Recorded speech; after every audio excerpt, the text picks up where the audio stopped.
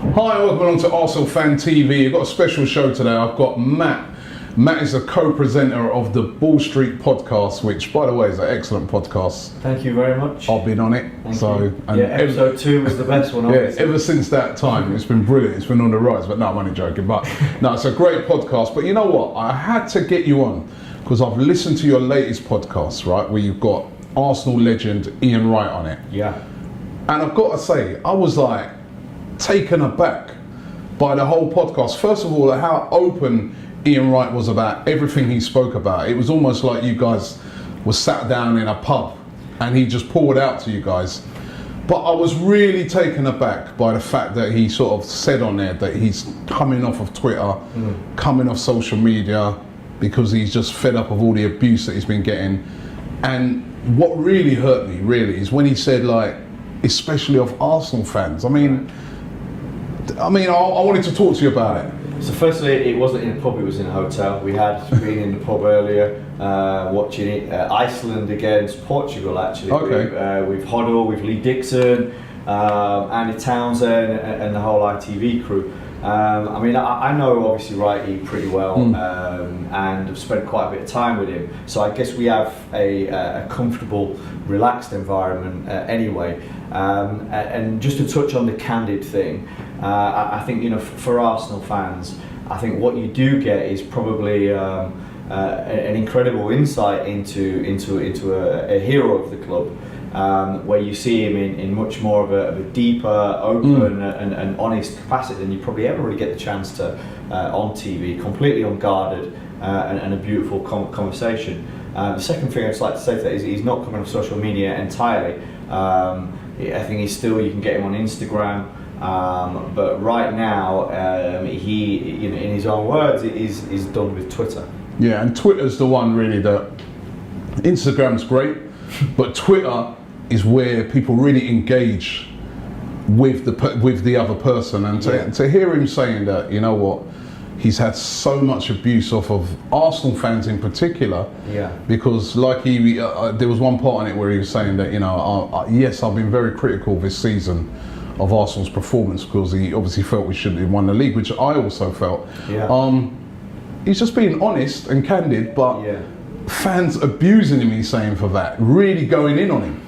Yeah, I mean, it's tough because Twitter is a platform for engagement, for people to get to know each other, and I know, you know, his bio says Twitter where strangers can become friends, and a lot of people that he met on Twitter have actually become his friends. You remember One More Game that we did last year, which is what this mural was from.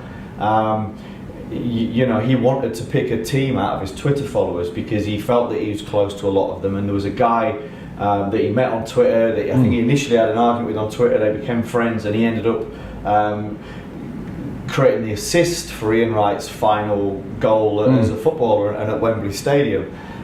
So the platform has been very, you know, an important place for him, and engaging with fans is something that he does, you know, and as we discussed on the podcast, a lot of times it's not like he just speaks to the big audiences, like I think probably it's fair of a lot of people. They're like, oh, how many followers has he got? 1 million, cool, I'll chat to him. That's not what Wright is about. You know, he's as likely to chat to someone that's got 5 followers or 100 followers as he is to someone that's got 1 million followers.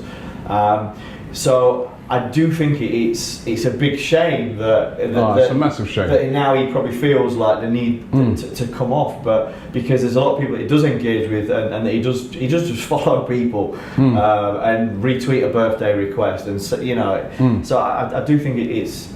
Yeah, it's really sad, really sad. Because I remember he had an argument with a fan that we interview a lot on Arsenal Fan TV called DT, right? DT was this fan who, like, he was one of the guys behind all these banners that were holding up about Arsene Wenger. Yeah. And Ian Wright was very critical of that, and they got into a little argument. But after that, they sort of spoke about it, they became friends.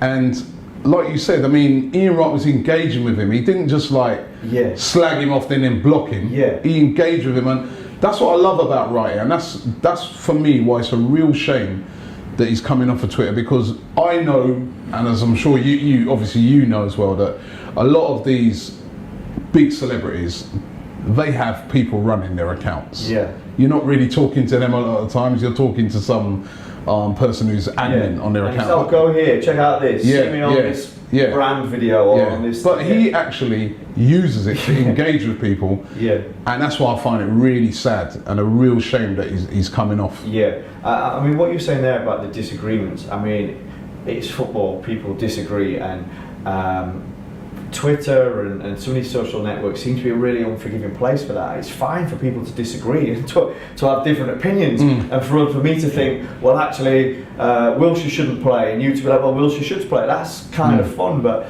it does sometimes seem to be the case that when people like Wrighty give their opinion, then there's a lot of people that are very quick to jump on that and to be, abusive. And I get the same thing. I get it all the time, and it is horrible. It is horrible that sometimes you're just giving your opinion. People are asking for your opinion. That people will be like, saying to you, and if they don't like it, then and then you don't, and then they'll be like, oh, why are you? And particularly this season with the whole Wenger in, Wenger out thing at Arsenal, but it's so sad. It's been a particularly difficult season, I think, for Arsenal, because right up until the last moment of it, you were going to be behind Spurs, and that seemed kind of inevitable for a chunk of it.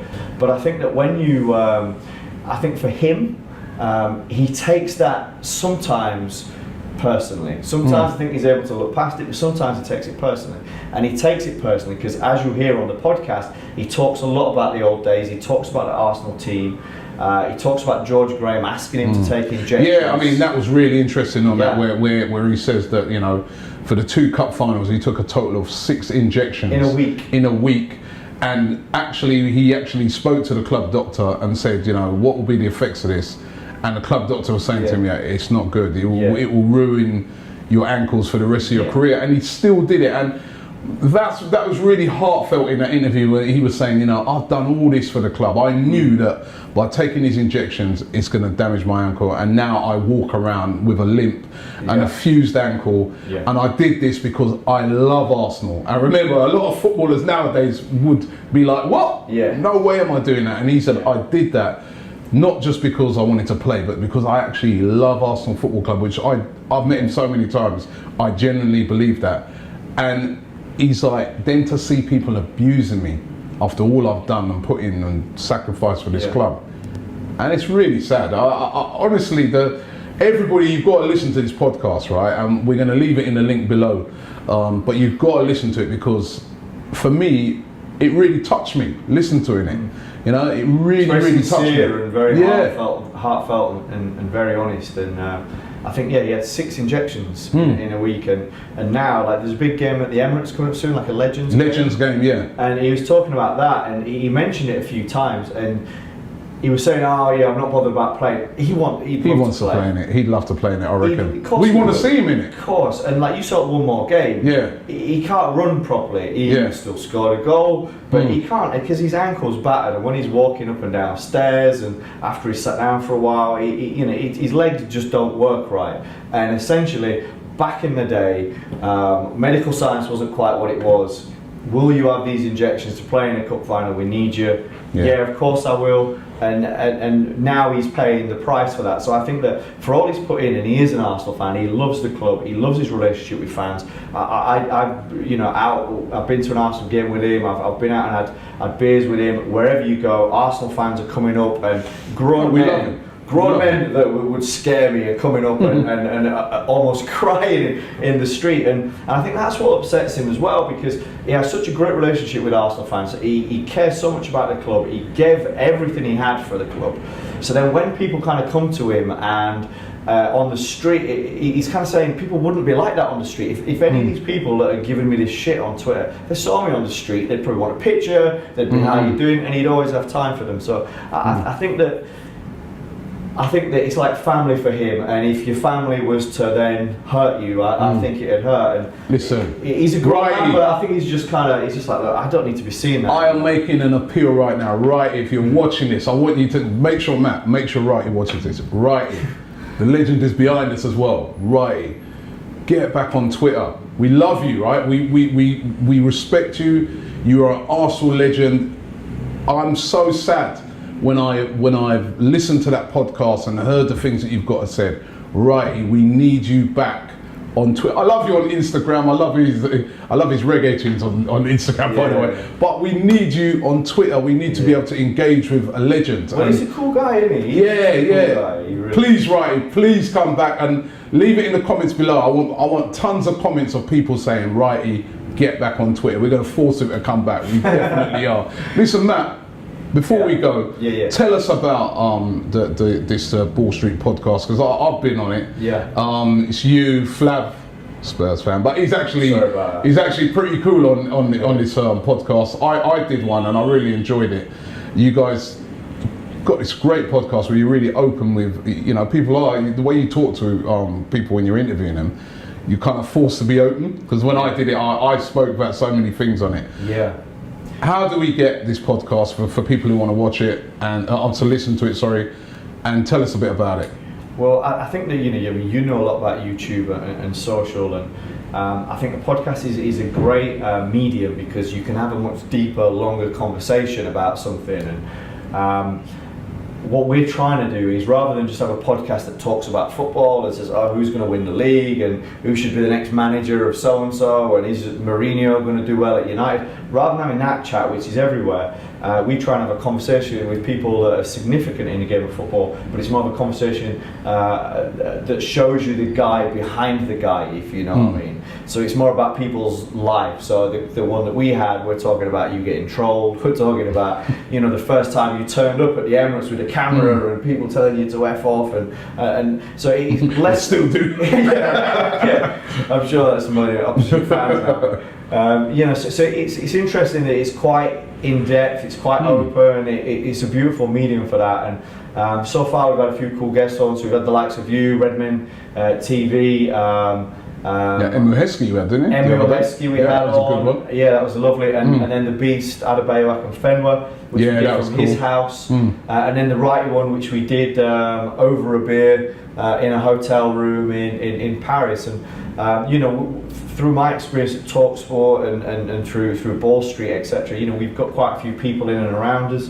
So we look forward to lots more of these conversations where we just give something a little bit different and a little bit more kind of depth, I guess. And find it on the normal mediums, obviously on Ball Street's website and iTunes. Yeah, so you can find it on iTunes. If you look at our Twitter, it should be like linked from there, which is at Ball Street. Where and then it's on iTunes. You can apparently get it on SoundCloud, and you can get it on, I don't know, there's something else for Android. I'm not an Android guy myself, but yeah. Okay, well we'll put all the links. Yeah, it's called the Long Ball Street Podcast. But subscribe to it if you enjoy it. Give us a review on there. That'd be nice.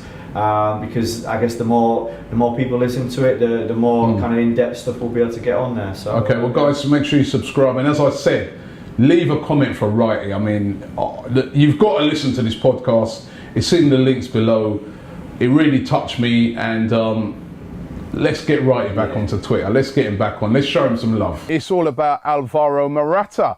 Morata is on fire, but is Arsene Wenger terrified? Terrified of the price that is. I mean, Alvaro Morata again scoring yesterday. 3 goals now in Euro 2016.